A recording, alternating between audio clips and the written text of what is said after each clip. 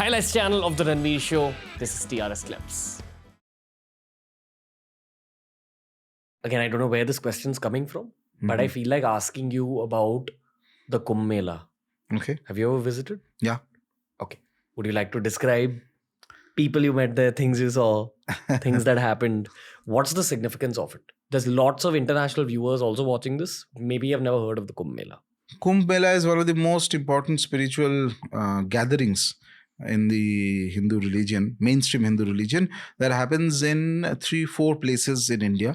And it's at a gap of specific number of years. So normally it happens at the gap of 12 years. Sometimes there could be Ardha Kumbh, which means half Kumbh, which could happen in the gap of 6 years even. Okay, and there are certain astrological combinations based on which it happens. So certain positions of Jupiter, etc., etc. But basically the idea is that at those places on those times there is an upsurge of tremendous positive energy. There is Amrita that is there. Amrita is the elixir that makes you immortal, whether figuratively or whether physically. So it's believed that it is there in those times, and so people gather together. There in those times, as in? There means in that specific. So all the melas will happen next to the river, holy rivers. Okay, so people basically come there. They take bath on specific tithis, which are very important tithis. For example, it could be they call it the Shahi Snan and all that, Purnima, Amavasya, and specific other tithis. They take bath. They do spiritual practices in those areas. Not only that, all the sampradayas of sadhus come there. Okay, the Dashanami sampradaya of sadhus, who are basically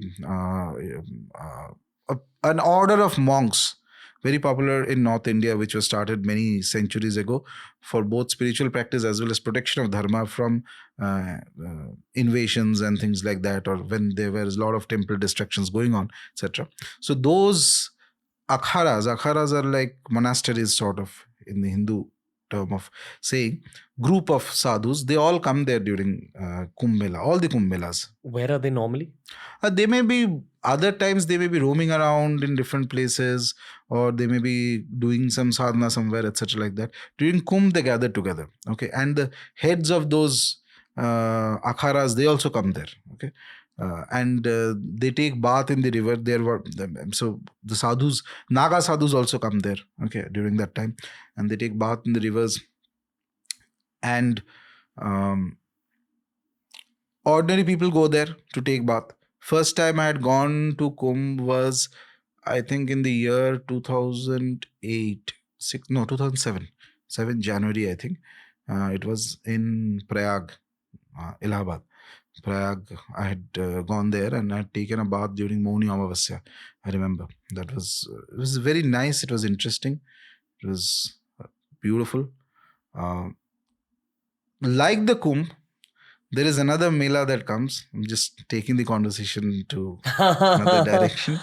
Okay. This is called the Ambuvachi Mela that happens in Kamakhya every year. During those 3 days, I think it's happening as we speak. It just ended. Okay. 26th. Okay. Ambuvachi Mela that happens, and as I was speaking, there are a lot of Tantra sadhaks, aghoris, etc. They come there. Earlier times, it used to be less people.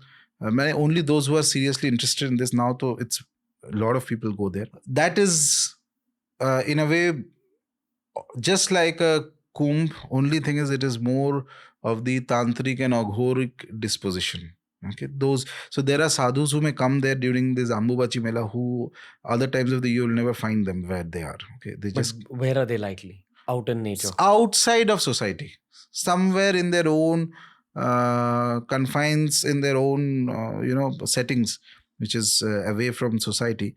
They're perfecting, they're doing their own sadhanas and all that. Okay, so they may come there. But the difficulty with Ambuvachi is that because it's a more tantra oriented Mela, so sort of it's good to go there with a group. Because looking at the faces, you can't figure out who is doing what type of practice. Okay. And someone can do something on you? Possible. What do they want from an average person? Not all average people, but they may do. I had mentioned this. I had an experience once in one of the just around before Ambuvachi, many years ago. I remember they had I had met a Tantric, Aghori type of individual who had certain abilities. So he looked at me and started saying many things. There's no way he could have known, okay, including what mantra I was doing and what practice and things like that. He was absolutely accurate to the dot, okay, no mistakes, etc. And it was interesting, and I got interested also. And then he suddenly said that, okay, I'm going to teach you something, okay, XYZ or something. And that XYZ, I was very keen. I obviously, there was a certain degree of desire to know that, which was, so he was actually an upasaka of a certain Mahavidya, okay. And he told me that, okay, all right, fine, you come at night at a certain place, we'll go there and we'll do a specific ritual and I'll initiate you, etc. So I went there, and then I figured out when the ritual was on, I figured out this is not what I didn't know much at that time, but I had a hunch, sort of an intuition, that this is something different from what he had told, and what he is doing is certainly different. And I got very angry at that time. So I kind of very angrily told him, got angry and told him that no, whatever you're doing is wrong, and if you try to cause any harm to me, the deities I worship, they will not spare you. Okay. And somehow he just heard it. Though I personally think that he was way more advanced in capability. He heard it, and he just did a namaskara and he got up. So he was not doing the namaskar to me, but to the deities whom I named. Okay, he figured that out. Okay. So later I figured out he was doing, basically there are certain rituals that you can perform, for example, on somebody who is doing sadhana, so that after that, whatever practice you do, the effects of that practice will go to that individual, wherever they may be situated. Various things are possible in the realm of the occult. And so I'm not saying that everybody is like that. Normally you will have a decent experience, and as I say, as more and more people come, that also creates a certain degree of normal safety. I mean, if you follow your normal average caution when you go to any, whether it's Kumbh or whether it's here you go, and you go with a group, you should be fine, because the more esoteric ones, the more powerful ones will either withdraw themselves or make sure that you cannot figure them out. So these are playlists made especially for you. We've tailor-made learning experiences for you in the RAAAZ clips.